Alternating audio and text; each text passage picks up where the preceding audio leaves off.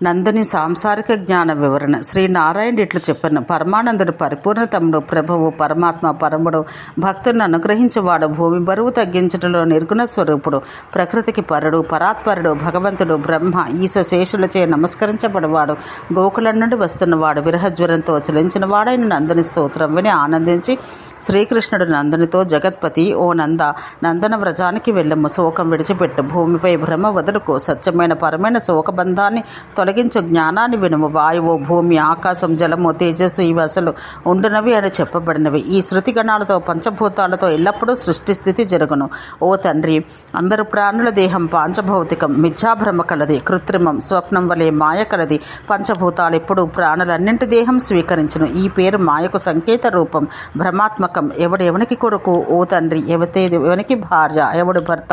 కర్మ వల్ల ప్రాణులు ఎల్లప్పుడూ తిరుగుతారు. అన్ని ప్రాణులు అనేక జన్మల్లో తిరుగుతారు. ప్రాణి కర్మ వల్ల జన్మించును, కర్మ వల్లనే నశించును. సుఖం, దుఃఖం, భయం, శోకం ఇవన్నీ కర్మ వల్లనే ఏర్పడను. కొందరికి సృష్టి కాలంలో జన్మ, కొందరికి బ్రహ్మ గృహమందు జన్మ, కొందరికి విప్రగృహమందు, కొందరికి క్షత్ర గృహమందు, కొందరికి వైశ్య, కొందరికి శూద్ర గృహమందు జన్మ, కొందరికి జంతువులయందు జన్మ.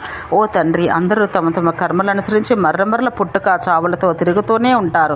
నా భక్తుడు, నాకు ప్రియమైన వాడు ఎల్లప్పుడూ కర్మను నిర్మూలనం చేయును. త్రేత, ద్వాపర, కలియుగాలు, సత్యయుగమని 4 యుగాలు, 25,000 యుగముల చివర మనువు మరణించును. మనువులతో సమానంగా మహేంద్రుని యొక్క పరమాయువు ఏర్పరపబడింది. 14 ఇంద్రులు నశించిన బ్రహ్మకు ఒక దినం ఇంతే కాలం, రాత్రి సమయం ఇంతే సమయం, మాసాలు, సంవత్సరాలు. బ్రహ్మకు 100 సంవత్సరాలు పరమాయువు. బ్రహ్మ మరణించిన ఈ కాలమంతా నాకు రెప్పపాటు కాలం.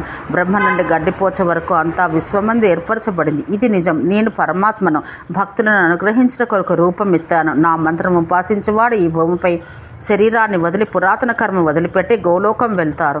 అసంఖ్యాకులైన బ్రహ్మలు పడిపోయినను అతడు గోలోకం నుండి పడిపోడు.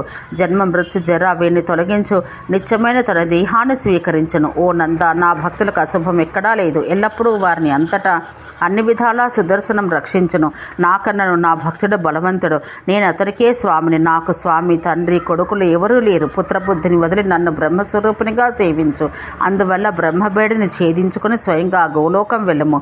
ఈ జ్ఞానానికి యశోదకు, గోపికలకు, గోపీగణానికి తెలుపవు. పొమ్ము, వారందరితో కలిసి శోకం వదలము, మందిరానికి వెళ్ళము అని పలికి భగవంతుడి సభలో విరమించను. నందుడు ఆనందంతో పొంగిపోయి తిరిగి ఆ నందనందనుని, కృష్ణ, సాంసారిక జ్ఞానం ఏదో చెప్పుము, దేనివల్ల నీ స్థానం పొందగలుగుదునో తెలుపము.